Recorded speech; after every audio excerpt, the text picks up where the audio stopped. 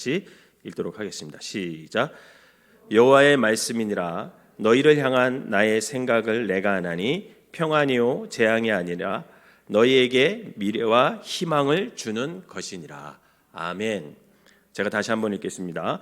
여호와의 말씀이니라. 너희를 향한 나의 생각을 내가 아나니 평안이요 재앙이 아니니라 너희에게 미래와 희망을 주는 것이니라. 아멘. 2022년에 이 말씀이 여러분들의 삶을 이끌어 가시기를 주님의 이름으로 축원합니다. 오늘 원래 박근진 목사님이 설교하는 날이거든요. 근데 제가 이제 대신 설교를 하게 됐거든요. 갑자기 결정됐어요. 그래가지고 원래 이제 설교 준비를 할 시간이 있어야 되잖아. 근데 갑자기 준비를 해서 무엇을 전할까 이 고민을 많이 했어요. 하루 종일. 그러다가 내가 살아왔던 얘기를 좀 해야겠다.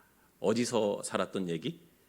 그렇죠. 캄보디아에서 살았던 얘기를 4년 6개월 동안 캄보디아에서 살았던 얘기를 좀 하는 게 저한테도 부담이 없고 여러분들에게도 전하면서 좀 의미가 있지 않을까라는 생각을 했습니다. 지난 4년 6개월 동안 캄보디아에 살면서 제가 삶의 원칙을 3가지를 정한 게 있어요. 3가지를 정한 것이 있는데 그 이야기를 좀 나누면서 2022년에 우리가 어떤 삶의 원칙을 세우고 살아야 하는지에 대해서 함께 좀 고민을 해보자라는 생각이 들었어요. 그러면서 우선 캄보디아 이야기를 좀 해야겠다라는 생각이 이제 들었습니다. 여러분, 캄보디아, 우리 교회가 만약에 캄보디아에 대해 선교를 하지 않았다면 캄보디아에 관심이 있는 사람이 있었을까요? 없겠었겠죠, 그죠? 저도 없었으니까. 캄보디아에서 또 아는 거 있으세요, 여러분? 잘 모르잖아요, 그죠? 사실 저도 캄보디아에 가기 전까지는 그 나라에 대해서 별로 아는 것이 없었어요. 그래서 제가 아는 것이라고는 유네스코에 등재되어 있는 그 나라의 문화재, 뭐죠? 앙코르와트. 이거 다 알더라고. 한국 사람도 엄청 많이 갔어요, 앙코르와트. 여러분, 앙코르와트가 사진으로 보면 요만하게 있는데 그게 다가 아니에요. 엄청 커요. 경주에 있는 우리나라 신라 그 왕릉 있잖아요. 그거 막 잽도 안 돼요. 엄청나게 큰 건데 그 앙코르와트가 알고 있었죠. 그죠? 가보진 못했어도. 또 뭐 알고 계세요? 캄보디아 하면 킬링필드라는 말 들어보셨죠? 그죠? 옛날 영화에서도 킬링필드라는 영화가 있었어요. 킬링필드, 즉 학살이 일어났던 나라. 굉장히 마음 아픈 그 역사를 이렇게 좀 들여다보면 이런 일이 있었어? 야, 정말 인간이 이런 죄를 저지를 수 있을까? 이럴 정도로 심한 그 킬링필드라는 사건이 있었어요. 그래서 제가 선교사로 이제 그곳에서 4년 6개월 동안 있는 동안 한국에 있을 때보다는 캄보디아라는 나라에 대해서 알게 됐고 그곳에 왜 하나님께서 우리 가족을 생명나무 교회를 통해서 선교를 하게 하는지를 점점점 깨달아 가고 있는 중이에요. 캄보디아는요, 인도 차이나 반도에 있는 나라예요. 인도 차이나 반도에는 여러 나라가 있어요. 근데 캄보디아가 이렇게 있으면 그 위쪽으로 태국과 라오스가 있어요. 그리고 아주 길게 베트남이라는 나라가 이렇게 붙어 있거든요. 캄보디아는 불교 국가예요. 그 인도 차이나 반도 모두가 사실은 불교 국가죠. 불교 국가인데 95%가 불교예요. 자기가 태어나자마자 자기가 의도하지 않아도 자기는 캄보디아 사람들은 불교를 믿게 되는 거죠. 모든 마을에 절이 있고 절 옆에는 꼭 학교가 있어요. 이 말이 무슨 말이에요? 그러니까 절이 교육을 담당을 했다라는 거예요. 옛날에 항상 이렇게 붙어 있어요. 그리고 그 나라는 입헌군주제입니다. 입헌군주제면 왕이 있다라는 거예요, 그죠? 왕인데 싱글이야. 지금 왕이 있는데 이 왕이 싱글이야, 싱글. 아직 결혼을 안 했어요. 왕이 있고 왕이 있지만 사실은 왕은 힘은 없어. 그래갖고 나라는 누가 통치를 하냐면 수상이 통치를 해요. 훈센이라는 수상이 통치를 하는데 독재자입니다. 이 사람이. 훈센이라는 사람은 1985년 34살에 수상이 돼요. 수상이 돼가지고 지금까지 37년 동안 어마어마하죠. 37년 동안 독재 정치를 하고 있습니다. 그래서 캄보디아는 이제 1인당 국민 소득이 2019년 기준으로 하면 1,690불, 90달러. 얼마예요? 1인당 버는 돈이 1년에 그러니까 한 달에 20만 원 정도 밖에 안 돼요. 근데 어쨌든 우리나라가 3만 불 정도 되잖아요. 그죠? 3만 불 정도 되니까 우리나라가 그 나라보다 한 17배에서 18배 정도 더 잘 산다고 보면 돼요. 캄보디아를 알려면 킬링필드에 대해서 좀 알 필요가 있어요. 왜 그러냐면 이 킬링필드 사건을 통해서 캄보디아 사람들 마음속에 두려움이 이렇게 사로잡혀 있거든요. 제가 캄보디아 근대사를 짧게 말씀드리면 1954년에 캄보디아가 프랑스로부터 독립을 하게 돼요. 프랑스로부터 독립을 하게 되는데 그 이후에 초대 수상이 누가 되냐면 노르돔 시아누쿠라는 사람이 돼요. 근데 이 노르돔 시아누쿠가 비밀 경찰들을 앞세워서 아주 철권 통치를 해요. 막 억압하면서 사람들을 겁주면서 막 이렇게 정치를 하죠. 그랬는데 1955년에 무슨 전쟁이 터지나요? 베트남 전쟁이 터져요. 1955년에. 여러분 베트남 전쟁이 몇 년 동안 이어지는지 아세요? 20년 동안. 1955년에 북베트남과 남베트남이 싸우기 시작해요. 이념 때문에 싸우기 시작하는데 이게 1975년에 끝나. 여러분 20년 동안 전쟁을 한다고 생각해 보세요. 내전 상황이.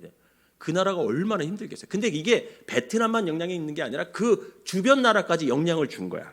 그런데 이 노르돔 시아누쿠 캄보디아 초대 수상이 미국 편을 든 게 아니라 어디 편을 들었을까요? 베트공 편을 들었어. 베트공 편을. 그래가지고 미국이 기분이 좋아요, 나빠요? 기분이 나쁜 거야. 그래가지고 어떻게 하냐면 론놀 장군이라는 친미 세력을 부추겨요. 거기도 막 무기 대주면서 론놀 장군 보고 노르돔 시아누쿠를 몰아내게 해요. 그래서 결국 론놀 장군이 미국의 힘을 입어서 노르돔 시아누쿠를 몰아내게 됩니다. 그러고 나서 이 사람이 정권을 잡고 나서 어떻게 하냐면 이때부터는 또 좌익을 막 탄압을 하는 거야. 좌익 세력을 막 이제 때려잡고 막 탄압을 막 해요. 그러니까 이 나라 꼴이 어떻게 됐어요? 이데올로기에 대해서 계속 이런 모습이 되니까 나라가 아닌 거예요. 이때 누가 등장하냐면 굉장히 중요한 인물이 하나 등장하는데 킬링필드 사건을 일으켰던 폴포트라는 사람이 등장해요. 이 폴포트가 1968년 1월 지금 우리 사역하고 있는 바탐방 지역 있죠? 우리 선교지. 이 바탐방에서부터 군대를 장악해요. 그래서 바탐방 부대를 습격하면서 크메르 르주군을 만들어서 쫙 몰고 남쪽으로 이렇게 내려오게 돼요. 그러면서 이 크메르주 세력이 점점 커져서 1973년 크메르주군의 이 폴포트가 이끄는 크메르주군이 국토의 3분의 2를 점령하게 됩니다. 캄보디아를. 이 내전 동안 이 론놀 군대와 크메르주군 양측 모두가 극도로 잔악한 행위를 너무 많이 해가지고 사망자 수가 엄청나요. 그 내전으로 인해서 죽어가는 사람들이. 그런데 베트남 전쟁이 언제 끝났다 그랬어요? 제가 1975년에 끝나요. 미국이 철수를 해버려. 더 이상 안 되겠다. 그래서 미국 내에서도 이제 막 여론이 들끓으니까 철수를 해버리니까 베트남이 결국은 그 전쟁에서 미군을 몰아내고 승리를 해요. 베트공이. 그러면서 미국이 철수하니까 론놀 장군을 누가 밀어줬어요? 미국 세력이 밀어줬잖아요. 그러니까 론놀 장군이 갑자기 세력을 잃어버린 거예요. 그래서 이 폴포트가 또 캄보디아를 장악하게 되죠. 그때 사람들은 너무나 좋아했어요. 왜? 해방군이 왔다고 생각했어요. 그래서 푸놈펜에서 그 수도 푸놈펜에서 모든 사람들이 해방군이 왔다 하면서 이 폴포트 크메르주군을 환영을 했어요. 그런데 1975년 4월 17일 집권한 이 폴포트 크메르 정권이 캄보디아를 지배한 3년 8개월 10일 동안 여러분 캄보디아 사람 몇 명을 죽였는지 아세요? 수치로 200만을 죽여요. 정확한 수치를 나오는. 근데 비공식적으로 300만까지 죽였다 이런 기록이 있어요. 캄보디아 인구예요 4분의 1을 죽인 거예요. 생각해 보세요. 한 나라의 인구를 4분의 1을 죽여요. 자기 나라 민족을. 론놀 장군과 외국 정부를 위해 일하는 사람들은 다 죽여요. 그리고 지식인들 다 죽여요. 교수, 의사 이때 다 죽습니다. 캄보디아 똑똑한 사람들 다 죽어요. 그리고 여기 안경 쓰신 분이나 렌즈 낀 사람들 계시죠? 다 죽여요. 왜? 안경 써 공부를 많이 했기 때문에 안경 썼다고 생각해서 다 죽여. 손에 굳은 살이 없잖아요? 그건 죽여. 왜? 노동을 안 했기 때문에. 다 죽여. 성직자도 다 죽여요. 불교 다 없애버려요. 카톨릭 다. 교회 다. 심지어는 나중에 총알이 아까우니까요, 몽둥이로 때려 죽이고 쇠코챙이로 머리를 찔러서 죽이고요. 아이들을요, 좀 갓난아기들 있잖아요, 다리를 잡고 그 팜나무라고 있어요. 뾰족뾰족한 나무. 거기다 때려서 죽여요. 그 흔적이 아직도 남아있어요. 여러분, 이런 만행을 저지른 폴포트, 그 사건이 이제 킬링필드 사건이에요. 그게 한 곳에서 일어난 게 아니에요. 캄보디아 여러 곳에서 다 일어났어요. 그래서 킬링필드라고 그러는 거예요. 죽음의 땅. 이런 만행을 저지른 폴포트와 그가 이끄는 크메르주군은 결국은 어떻게 되냐면, 훈센이라는 지금 수상이 나타나가지고 베트남의 군대를 도움을 받아서 이 폴포트를 몰아내고 정권을 또 훈센이 잡게 되는 거죠. 그런데 정권을 잡았으면 이 폴포트에 대해 만행을 이렇게 심판하고 재판을 해서 이게 잘못했다는 걸 해가지고 이렇게 좀 어떻게 처리를 해야 돼. 처리를 못해요. 그러고 나서 1998년 4월 15일에 폴포트는 자기 고향에서 자기 집에서 편안하게 있다가 심장마비로 죽어요. 그 만행을 저질렀는데도 불구하고. 그리고 나서 폴포트를 몰아낸 훈센이 지금까지 37년 동안 캄보디아를 다스리고 있는 겁니다. 제가 왜 이렇게 조금은 길게 캄보디아 역사를 말씀드렸냐면 이유가 있어요. 이렇게 우리나라보다 가난하고 독재 국가이고 아픈 역사를 갖고 있고 불교 나라이고 킬링필드라는 아픔이 있는 나라에서 하나님께서 저와 우리 가족에게 허락한 삶의 모습이 있음을 깊이 깨달았기 때문에 그래요. 그 깨달음을 함께 나누고 싶어서 이렇게 캄보디아에 대한 역사를 잠깐 동안 말씀드린 겁니다. 여러분, 분명 캄보디아보다 우리나라는 18배나 부유하게 잘 사는 나라죠. 그 속에서 여러분들은 하나님을 믿으며 삶을 살아가는 사람들이죠. 여기서 사는 여러분들의 모습과 가난한 캄보디아에서 하나님을 믿고 살아가는 저와 가족의 삶의 모습은 분명 어떤 다름이 있을 거예요. 그죠? 다름이 있을 겁니다. 조심스러운 것은 저와 우리 가족처럼 여러분들이 삶을 살라는 것이 아니라 4년 반 동안 캄보디아에서 깨달은 하나님의 백성으로서 삶의 모습, 그리고 즉 믿는 사람으로서의 삶의 모습이 저랬구나 라는 것을 여러분들이 제 설교를 듣다가 깨닫게 되면 정말 너무 바쁘게 살다가도 놓치고 살아가는 게 있다 이렇게 생각이 들면 한번 저렇게 하나님을 믿고 살 수도 있구나 라는 것이 깨달아지면 좀 우리도 그렇게 좀 살았으면 좋겠다라는 생각이 들어서 오늘 말씀을 좀 드리는 거예요. 그동안 제가 캄보디아에서 4년 6개월 동안 살면서 주님께서 저와 가족에게 허락하신 삶의 모습이 있어요. 그 삶의 모습은 제가 한국에서 살았던 모습과는 너무나 다른 삶이었어요. 어떻게 다르냐면 첫 번째로는요, 굉장히 단순한 삶이었어요. 복잡한 삶이 아니에요. 캄보디아 삶은 단순한 삶이에요. 어쩌면 단순한 삶은 복잡한 삶을 추구하는 사회 속에서는 좀 지루하게 느껴질 수가 있어요. 사실 처음에 캄보디아에 도착했을 때 그 단순한 삶이 제가 적응이 됐을까요? 안 됐을까요? 적응이 안 되더라고요. 적응이 안 됐어요. 그래서 집안에서도 막 이렇게 저렇게 막 서성이게 되더라고요. 왜? 나가지는 못하지. 할 일은 없지. 그러니까 가만히 앉아 있으면 소위 말하는 이 조미수시다 그럴까요? 그러니까 막 일어나게 돼요. 그래서 정신없이 가만히 앉지 못하고 막 이렇게 왔다 갔다 해요. 그러면 우리 안사람이 뭐라 그러냐면 정신없으니까 가만히 앉아 있으라고. 핀잔을 막 줘요. 그때부터 욕을 많이 먹었어요, 제가. 여러분, 그럴 수밖에 없는 것이 한국에서의 목회 사역이 사실 너무 바쁜 삶이었어요.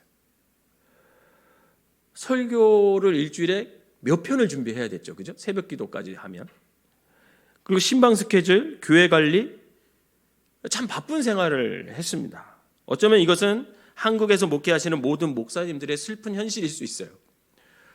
사실 목사님뿐이겠습니까? 직장 생활하시는 모든 성도님들도 마찬가지예요. 제가 한국에 와서 40대, 50대들 신방 다녀보거든요. 남자들. 너무 바쁘게 살아요. 그리고 초긴장 상태에서 사시더라고요. 그렇게 바쁘게 삶을 살다가 캄보디아에 도착했는데 할 일이 없는 거예요. 여러분, 할 일이 없으니까 저에게 밀려오는 마음이 생겼어요. 어떤 마음이 생겼을까요? 불안이 밀려오더라고요. 불안이 막 백수가 된 것 같아요. 백수가 된 거예요. 처음에는 차도 없잖아요. 그죠? 길도 몰라요. 말도 안 통하니까 밖으로 나가는 것은 불가능한 일이었습니다.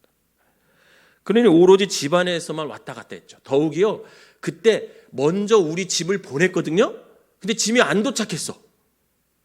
그게 집에 아무것도 없고 옆에 사는 선교사님이 코펠하고 뻔어 빌려줘가지고 라면하고 계란을 그렇게 먹었네. 후라이에 먹고 삶아 먹고 뭐 그것만 먹은 것 같아요. 뭐 도착한 게 없으니까.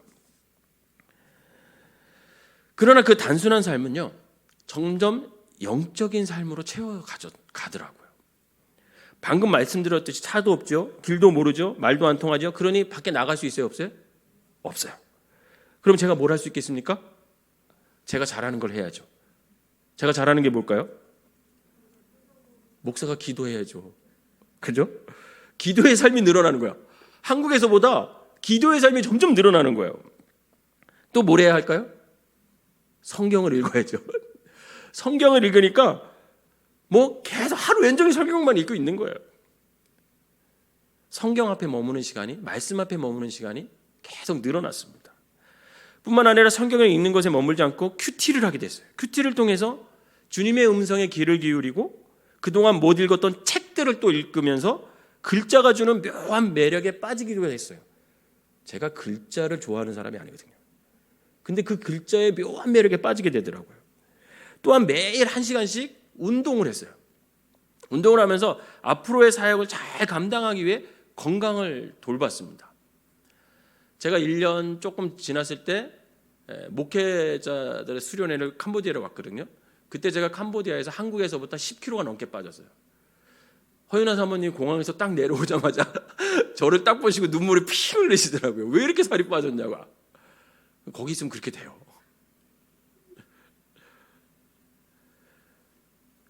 그러면서 저희 캄보디아의 삶은 영적으로, 지적으로, 체력적으로 점점 풍성하게 채워져 가더라고요. 특별히 말씀을 읽고 묵상을 하면서 하나님의 말씀을 읽고 아는 것이 중요한 것이 아니라 하나님의 말씀을 잘 듣고 순종하는 것이 중요하구나. 이걸 깨닫게 되는 거죠. 여러분, 누가 하나님을 사랑하는 자일까요? 하나님의 말씀을 잘 듣고 지키는 자, 즉 하나님의 말씀에 순종하는 자가 하나님을 사랑하는 자임을 믿으시길 바랍니다. 여러분, 이건 제 말이 아니에요. 말씀에 그렇게 나와 있어요. 요한복음 14장 21절 읽어볼까요? 시작. 나의 계명을 지키는 자라야 나를 사랑하는 자니 나를 사랑하는 자는 내 아버지께 사랑을 받을 것이요 나도 그를 사랑하여 그에게 나를 나타내리라. 여기 보면 나의 계명을 지키는 자, 그게 하나님을 사랑하는 자. 즉 하나님의 말씀에 순종하는 자가 하나님을 사랑하는 자임을 믿으시길 바랍니다. 캄보디아에서 우리의 새아이가 이스트 웨스트라는 학교를 다녔어요. 현지인 90%가 다녀. 현지 아이들 90%가 다니고요. 한국인 5%, 그리고 그 선생님의 자녀들 한 5% 이렇게 다녀요. 초창기에 우리 아이들은 늘 학교 가는 것을 힘들어했습니다. 이유는 단 한 가지겠죠. 말이 통해요, 안 통해요? 안 통해. 영어로만 하니까 말이 안 통하는 거죠. 모든 수업이 영어로 진행되기에 말하지 못하고 듣지 못하는 아이들에게 학교 생활하는 것은요, 힘들 수밖에 없어요. 특별히 막내 예준이는요, 말하는 걸 너무 좋아하는 아이였거든요. 1학년만 다니고 갔는데 다른 친구들을 이렇게 이끌기도 또 좋아하는 친구예요. 왜 그러냐면 1학년 때 예준이가 커가지고요, 다른 애들이 다 목 하나 아래였어요. 예준이가 최고 컸어요. 그러니까 막 이렇게 애들을 초등학교 1학년 때부터 이렇게 막 끌고 다니고 그랬어요. 그런데 캄보디아 가서 학교를 다니니까 영어를 못하니까 얘가 이 말을 해요, 못해요? 못하니까 스트레스를 받기 시작하는 거예요. 막 스트레스. 엄청 힘들어했어요. 그러니까 매일 스트레스를 받으니까 머리가 아프잖아요. 머리를 아프고 왜 이렇게 배가 아프다 그러는지 모르겠어요. 그냥 저희도 그때 캄보디아에서 안 사람하고 저하고 아이들 학교 보내고 학교 가가지고 영어 언어 공부를 할 때였어요. 언어 공부하면 전화가 오는 거예요. 이스트에서 학교 선생님이 전화가 오면 왜 뭐 알아듣지도 못했지만 대충 얘기 들어보면 엠마가 지금 그때 엠마였거든요. 영어 이름이 엠마가 지금 배가 아파가지고 지금 수업을 진행을 못 하고 있고 여기 선생님들이 모여 있는 그 사무실에 앉아 있다. 그래 그러면 우리도 수업하다 말고 다시 막 가가지고 학교를 가요. 그럼 가면 벌써 울고 있어요. 막 울고 있어요. 그럼 배 아파? 그럼 배 아프대. 집에 갈래? 그럼 집에 가겠대. 가잖아요. 집에 가면 어떨까요? 안 아파. 쌩쌩이 한 거야.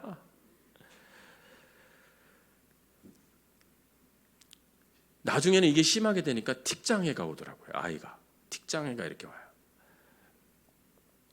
하지만 이제 그런 어려움을 다 겪고 지금은 이제 영어도 이제 잘 알아듣고 학교 생활을 잘 했죠. 그리고 틱장애도 이제 사라졌어요. 어느 날 예준이가 학교를 갔다 오더니 자기 친구 얘기를 하는 거야. 이 제이미라는 아이 친구 얘기인데 제이미는 한국애예요. 근데 어렸을 때 캄보디아 와가지고 한국말을 못해. 영어만 할 줄 아는 아이예요. 근데 그렇게 말썽꾸러기야. 같은 교회 다녔거든요. 걔도 엄청 말썽꾸러기야. 근데 이 아이가 있었던 에피소드 얘기를 집에 와서 하는데 이스트 웨스트 이 학교는요 아침 7시 학교를 가야 돼요. 7시에 가면 아이들이 가서 교실로 들어갈 수가 있는 게 아니라 그 학교 앞마당에 쭉 학년별로 줄을 서 있어요. 그러면 시간 7시 반 되면 선생님이 나와. 그러면 선생님이 데리고 각 반으로 데리고 가는 거예요. 근데 이렇게 줄을 서 있는데 그 제임이라는 애가 앞에 있는 캄보디아에 이렇게 앉아서 있는데 캄보디아의 등에다가 머리를 틱틱 이렇게 박더래요. 장난을 치는 거예요. 그러니까 그 캄보디아가 제임이 스탑 그런 거야. 그러니까 이 제임이가 스탑 하겠어요? 장난꾸러기가? 장난꾸러기는 절대 스탑을 안 해. 그러면서 뭐라 그러냐면 얘가 또 계속 쾅쾅 이렇게 머리를 계속 박았어요. 그랬더니 이제 이 제이미라는 애가 그 캄보디아 애가 제이미한테 제이미 스탑, 제이미 스탑. 그러면서 얘기했는데도 말을 안 들으니까 이 캄보디아가 엉덩이를 질질거려서 앞으로 쭉 간 거야. 근데 거기서 멈췄어야 되는데 이 제이미가 어떻게 했을까요? 지도 또 엉덩이를 꽉 끌고 가가지고 앞에 있는 캄보디아한테 따라가가지고 어떻게 했어요? 또 머리를 꽝꽝 박은 거예요. 그랬는데 그 광경을 처음부터 누가 보고 있었어요? 선생님이 보고 있었어. 선생님 이름이 뭔지 아세요? 데이빗이라는 선생님이었어요. 다윗이라는 뜻이에요. 다윗. 이 이름이 얼마나 거룩해. 다윗이라는. 근데 이분이 평소 말이 별로 없으셨대요. 근데 우리 예준이 표현을 의하면 그날 갑자기 이 선생님이 얼굴과 표정 연기를 하면서 선생님이 뭐라 하냐면 제이미 스탑! 그랬대요. 그랬더니 그 광장에 있던 모든 아이들과 선생님들이 그 선생님을 향해서 눈을 딱 보면서 정적이 흐르는 거야. 그때 이 제이미가 사태가 심각하구나를 깨달은 거예요. 그래서 어떻게 했을까요? 제자리로 다시 엉덩이를 끌고 뒤로 돌아가서 앉은 거예요.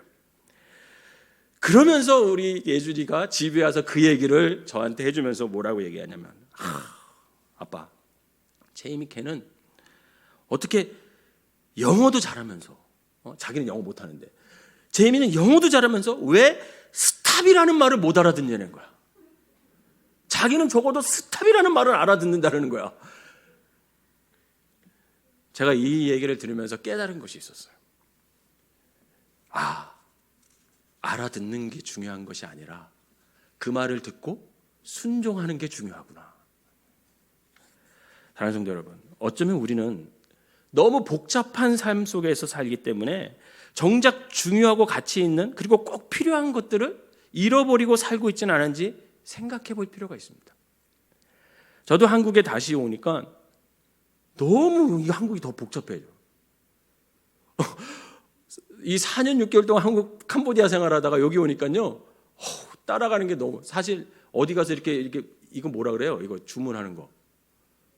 예. 그거 하는 것도 두려워요. 그래서 이렇게 하는 거 보다가 하고 이렇게 해요. 너무 복잡하고 바쁜 생활을 다시 시작하니까 제가 처음 9월 달에 여기 왔을 때 힘들더라고요. 벅차더라고요. 그런데 그거 아십니까? 여러분, 육적인 것보다 영적인 것이 중요하다라는 거예요. 사람을 많이 만나는 것도 중요하지만 시간을 내어 책 한 권을 읽으면서 삶의 지혜를 넓히는 것도 굉장히 중요합니다. 바쁘게 돈을 버는 것도 중요하지만 시간을 내어 나의 삶을 좀 뒤돌아보고 나의 어떤 가치관을 좀 더 다시 세워보고 운동을 하면서 주님이 주시는 건강을 돌보는 것도 굉장히 중요한 일이에요. 왜냐하면 영적으로 풍성하고 지적으로 겸손해지고 체력적으로 건강해야 결국은 하나님의 말씀에 잘 순종할 수 있기 때문에 그렇습니다. 그러기에 우리에게는 단순한 삶이 필요하다는 거예요. 그러니 2020년을 시작하는 지금부터 여러분들의 삶을 좀 한번 단순하게 살아볼 필요가 있다는 거죠. 끊을 거 좀 끊고 굳이 가지 않아도 되는 자리는 가지 말고 버릴 거 버리고 잊을 거 잊어버리고 포기할 거 포기하면서 그렇게 좀 단순하게 살아보면 어떨까? 그 단순함이 주는 큰 선물이 있습니다, 여러분. 분명 단순한 삶은 우리를 영적으로, 지적으로, 체력적으로 우리를 건강하게 이끌 것을 여러분 기억하시기를 바랍니다. 두 번째는 집중하면서 살자라는 생각을 했어요. 삶이 단순해지니까요, 집중할 수 있더라고요. 인간관계도 단순해지고 삶의 모습도 단순해지고, 여러분 먹는 것도 단순해져요. 캄보디아는 먹을 게 별로 없어. 먹는 것도 굉장히 단순해져. 움직이는 행동 반경도 단순해져. 더워서 뭐 움직일 필요도 없어. 움직이는 것 자체가 노동이야. 그러니까 단순해져요. 다 단순해지니까 중요하고 가치 있는 일에 집중하면서 살 수가 있더라고요. 집중한다는 것은요, 깊은 생각을 한다는 거예요. 깊은 생각을 하게 되니까 실수를 줄이게 되더라고요. 깊은 생각 속에 나의 주인 되신 하나님께 집중하게 되고요. 그 깊은 생각 속에 소중한 가족에게도 집중하게 되고, 깊은 생각 속에 저희 가족을 위해 기도와 후원을 해주시는 모든 분들과 교회들을 위해서 중보 기도를 하게 되고, 깊이 생각 속에 언어 생활도 조심스러워지는 거죠. 쓸데없는 말을 하지 않아요. 그리고 어떻게 하면 이 상황에서 이 사람에게 유익한 말을 해줄 수 있을까? 이런 생각에 하게 되는 거죠. 또 깊은 생각 속에 지금 내가 해야 할 일이 무엇이고 하지 말아야 될 게 무엇인지 구별할 수 있는 능력과 우선순위를 정할 수 있게 되는 거죠. 그렇게 깊이 생각하는 삶을 살다 보니까 때로는 재미가 없을 수는 있어요. 때로는 지루할 수도 있어요. 그러나 꼭 해야만 하는 일들에 제가 집중하면서 살게 되더라고요. 그 중에 하나가 언어 공부였어요. 그래도 1년 동안 캄보디아에서 가장 좋은 대학에서 언어 공부를 할 수 있었습니다. 아내하고 둘이 평균 하루 6시간 이상씩을 공부했던 것 같아요. 여러분 아시다시피 제가 공부를 좋아합니까? 웃으시는 거 보니까 제가 좋아하는 사람이 아니에요. 공부를 좋아하는 사람이 아니에요. 저는 돌아다니고 사람 만나는 게 좋은지 몸으로 하는 일을 좋아하지 그렇게 머리를 쓰고 하는 일을 별로 좋아하는 사람이 아닙니다. 그래서 공부를 싫어해요. 싫어하니까 잘 못하는 것은 당연한 거죠. 그런데 하나님께서 나의 삶을 단순하게 만들어 주시니까 내가 해야만 하는 일에 집중할 수 있게 되더라고요. 싫지만 해야 해요. 그러니까 집중하게 돼요. 프놈펜 생활을 마치고 바탄방으로 이사하고 나서도 대학교에 입학해서 더 언어 공부를 할 수 있었고, 아내 또한 팬데믹 현상이 코로나가 터지면서 뭐 할 수가 없잖아요. 그러니까 우리가 너도 나중에 우리 선교에 도움이 되는 것을 좀 해봐. 그래서 한국어 교육 자격증 2급 자격증을 따게 된 거죠. 이 단순한 삶을 살게 되니까 내가 무엇을 해야 하는지 보이게 되고 그 일에 집중할 수 있게 되더라고요. 더욱이 여러분들께서 소중하게 보내주시는 선교 후원금, 그걸 허투루 사용할 수 없기 때문에 앞으로 선교함에 있어서 꼭 필요한 것들에 집중을 해서 사용을 하게 되는 겁니다. 사랑하는 성도 여러분, 복잡한 세상은 우리로 하여금 가치 있고 중요한 일에, 그리고 지금 꼭 해야 하는 일에, 하나님께서 맡겨주신 일에 집중을 하지 못하게 해요. 그래서 그 가치 있고 소중한 것들을 시도도 하지 못하고 때로는 많은 것들을 놓치고 잃어버리게 됩니다. 또한 하나님께서 맡겨주신 꼭 해야 하는 일을 하지 못하고 악하고 게으른 삶을 우리로 하여금 살게끔 마귀가 자꾸만 유혹하는 거예요. 바라기는 지금부터 집중하는 삶을 통해서 정말 가치 있고 소중한 것들을 잃어버리지 않았으면 좋겠어요. 그리고 하나님께서 맡겨주신 꼭 해야 할 여러분들에게 맡겨진 그 일, 그 사명에 집중함으로 그 일을 잘 해낼 수 있는 착하고 충성된 일꾼들이 되시기를 주님의 이름으로 부탁을 드립니다. 마지막으로 세 번째로 우리가 결정한 게 있어요. 항상 감사하며 살자. 여러분, 항상 감사하며 사시길 바랍니다. 단순한 삶을 통해 영적으로, 지적으로, 체력적으로 풍성해지고 집중하는 삶을 통해 가치 있고 소중한 일들을 해나가며 살다 보니까 그 모든 삶이 감사로 채워지기 시작했어요. 선교지에서는요, 감사하지 않으면 살 수가 없어요. 왜냐하면 매일의 삶을 낮에는 구름 기둥과 밤에는 불 기둥으로 인도해 주시는 하나님을 체험하며 살기 때문에 매일 또 만나와 메추라기로 일용할 양식을 채워주시는 그 하나님을 만나기 때문에 감사하지 않으면 살 수가 없습니다. 그래서 지금도 저희 가족은 한국에 와서도 잃어버리지 않고 하는 일이 감사하는 일이에요. 밤에 항상 감사 제목을 써서 감사나무에 이렇게 붙여요. 아이들과 함께 이것을 꼭 합니다. 사랑하는 성도 여러분, 여러분들은 무엇이 감사하세요? 저는 캄보디아에서 지난 한국에서의 저희 모든 과거를 감사하게 됐어요. 캄보디아에는 제가 마음 먹는다고 하고 싶다고 다 할 수 있지 않더라고요. 그래서 얼마나 답답했는지 몰라요. 여러분, 제가 성질이 좀 급하잖아요. 아시죠? 어떤 일을 하려면 빨리 끝내고 또 다른 일을 해야 되는데 그게 안 되는 거예요. 제가 좋아하는 한국식 치킨 먹고 싶어도 못 먹어요. 없어. 그 캄보디아 이상한 찌 냄새 나는 치킨은 있어요. 근데 한국식 치킨을 먹고 싶은데 도저히 없어요. 근데 이번에 한국에 왔더니 와, 치킨이 왜 이렇게 많아요? 종류가? 어느 날 프라닭 치킨을 한번 먹자고 애들이 그래서 갔어요. 그래서 배달비 아끼려고 제가 직접 걸어서 가서 받아왔죠.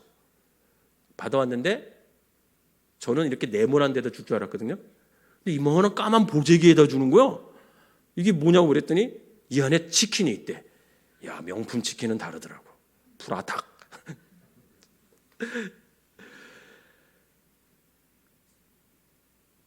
캄보디아에서는 뭐 하고 싶다고 할 수 있는 게 없어. 여러분, 어떤 배달하고 싶으면 이렇게 엄청 잘 오잖아요, 한국은. 코로나 이 시대에 이 배달 문화가 더 발달된 것 같더라고요. 그런데 거기는 그렇게 할 수가 없어요. 한국에서 누렸던 그 모든 것들이 너무 감사하게 되는 거죠. 거기다가 컴퓨터나 냉장고 고장 나잖아요. 우리는 서비스 센터 부르잖아요, 한국. 그럼 금방 고치잖아요. 요번에 이사 갔는데 이제 보일러를 새로 고쳤단 말이에요. 그런데 야, 하루 만에 다 고치더라고요. 하루도 아니야. 2시간 만에 새 보일러를 달아주더라고요. 캄보디아는요, 냉장고 한번 망가졌거든요. 우리가 가져간 냉장고가 망가졌어. 얼마나 걸렸을까요? 고치는데? 한 달이 걸렸어요. 한 달이. 한 달이 걸려서 고쳤어요. 그저 기다려야 해요. 제가 한국에 있을 때 산책을 이렇게 할 수 있는 공간들이 있잖아요. 저쪽 오금동에 살았으니까 장지천도 있고 성내천도 있고 이렇게 걸으면 좋잖아요. 캄보디아는 산책할 수 있는 길이 없어요. 우선 프놈펜은 인도가 별로 없어. 그러니까 걸을 수 있는, 또 더워서 못 걸어요, 여러분. 걷는 부류는 딱 두 부류. 강아지와 관광객. 그러니까 안 걸어, 다른 사람들은 다. 여러분, 근데 그 걸었던 게 얼마나 감사한지 몰라요. 걸을 수가 없어. 여러분 만나고 싶은 사람은 언제나 전화해서 만날 수 있잖아요. 그죠? 캄보디아는 만나고 싶다고 언제나 전화해서 만날 수 있을 수가 없어요. 그러면서 생각했던 게, 한국에서의 모든 과거에 있었던 일들이 감사하구나. 이걸 깨닫게 되는 거죠. 여러분, 의사 표현할 수 있는 게 얼마나 감사해요. 말이 통하는 사람들끼리 있다는 게 얼마나 감사해요. 말이 통하지 않으니까 마음이 전달돼야 안 돼요? 전달이 안 되는 거예요. 푸놈펜에 있을 때는요, 경찰들이 그렇게 잡아, 외국인들을. 뭐 잘못도 안 했는데 고통겪고, 그리고 이렇게 돈을 달래. 그래서 왜 다 줘야 되냐? 말이 통해야 뭐 설득하지. 아니면 말이 안 통해 계속 잡아놔요. 그러면 어쩔 수 없이 또 돈을 줘야 돼. 이게 안 돼요. 여러분, 말 통한다는 게 얼마나 감사해. 그러니까 싸우지 마세요. 얼마나 감사한지 몰라요. 캄보디아에서 현재가 모두가 감사했어요. 선교지에서 먹고 마시고 입비심에 감사하고 건강하게 살아갈 수 있음에 감사하고 사역을 준비하게 하심에 감사하고 코로나 시대에 코로나 걸리지 않고 무사히 한국으로 와서 이렇게 안식년을 보내면서 여러분들에게 이렇게 설교할 수 있음에 감사하고, 여러분, 코로나로 인해서 선교지에서 감리교 선교사님들이 한 4명이 돌아가셨어요. 그럼에도 불구하고 이렇게 생명을 유지시키고 와서 또 한국에서 이렇게 생명나무 파송교회에서 설교하고 활동할 수 있게, 사역할 수 있게 해주심에 얼마나 감사한지 모릅니다. 지금 여러분들도 현재에 감사해요. 여러분, 현재에 감사하지 않는 사람은요, 미래에 감사할 수 없어요. 오늘 감사할 수 있는 사람이 미래에도 감사할 수 있는 거죠. 그러니까 오늘 나에게 입혀주시는 하나님, 나를 인도하시는 하나님, 나에게 생명을 허락하시는 하나님, 그 하나님에게 감사하시기를 주님의 이름으로 부탁을 드립니다. 마지막으로 캄보디아에서 하나님께서 인도하실 모든 미래에 감사하게 되더라고요. 제게는 한 가지 믿음이 있습니다. 그것은 저와 가족을 캄보디아로 보내신 하나님은 선하신 분이라는 거예요. 여러분, 우리 하나님이 선하신 분임을 믿으시길 바랍니다. 그 선하신 하나님께서 여호와 일의 하나님이시기 때문에 분명 저와 가족의 사역을 완벽하게 준비하고 계심을 저는 믿어요. 오늘 목사님과 신방을 다니는데 목사님께서 이런 말씀하세요. 목사님은 항상 믿음이 있대요. 어떤 믿음이 있냐면 우상향으로 하나님이 당신의 인생을 이끌어 가실 것을 당신은 믿고 계시대. 제가 속으로 뭐라 그랬겠습니까?